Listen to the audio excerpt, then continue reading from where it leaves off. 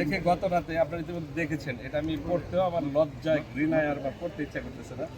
এরকম একটা পোস্ট ইতিমধ্যে হয়তো আপনারা দেখেছেন, এবং এটা প্রথম কমেন্ট যিনি পোস্ট করেছেন সেম পার্সন, এটা প্রথম কমেন্টটিও তিনি করেছেন। জুলাই আন্দোলনে যে লোগোটা ইউজ করতে লাভ, সেই লোগো ইউজ করা হয়েছে। মিথ্যা প্রপাগান্ডা চালিয়ে আমার চরিত্র হনন্ত হয়েছেই, মানে এর চেয়ে বড় চরিত্র হনন্ত আর হয় না। এবং সেই এটার মাধ্যমে মানে একটা ভয়ঙ্কর ষড়যন্ত্র আমি মনে করি যে শ্রীপুরের নির্বাচনকে বিতর্কিত করার জন্য একটা ভয়ঙ্কর ষড়যন্ত্র, যে শ্রীপুরে যে একটা সুষ্ঠু নির্বাচন আজকে ডক্টর মোহাম্মদ ইউনূসের নেতৃত্বাধীন সরকার বা বর্তমান নির্বাচন কমিশনের নেতৃত্বে যে একটি সুন্দর সুস্থ নির্বাচনের সম্ভাবনা, সেটিকে বিতর্কিত করার জন্যই কিন্তু আজকে এই প্রক্রিয়ার অংশ।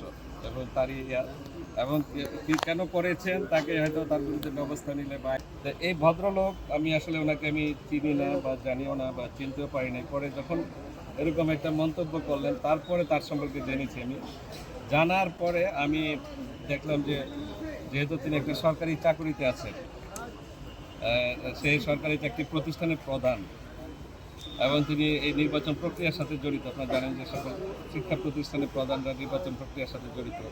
পরে আরও জানতে পারি যে উনি সেই প্রতিষ্ঠানে একটি নির্বাচন ভোট কেন্দ্রও আছে এবং তার অধীনে অনেক শিক্ষক আছে।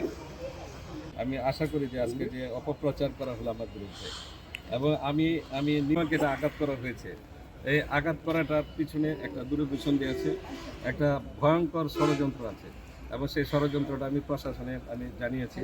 আমি যাদের কাছে আমি বিষয়টা জানিয়েছি সেটা হলো আমাদের সম্মানিত রিটার্নিং কর্মকর্তা, জেলা প্রশাসক মহোদয়, জানিয়েছি আপনার আমাদের নির্বাচন কমিশনের যে সিনিয়র সচিব আছেন তাকে জানিয়েছি, প্রধান নির্বাচন কমিশনারকে জানিয়েছি, শিক্ষা সচিবকে, সে যেহেতু শিক্ষা প্রতিষ্ঠানে চাকরি করেন, শিক্ষা সচিবকেও জানিয়েছি।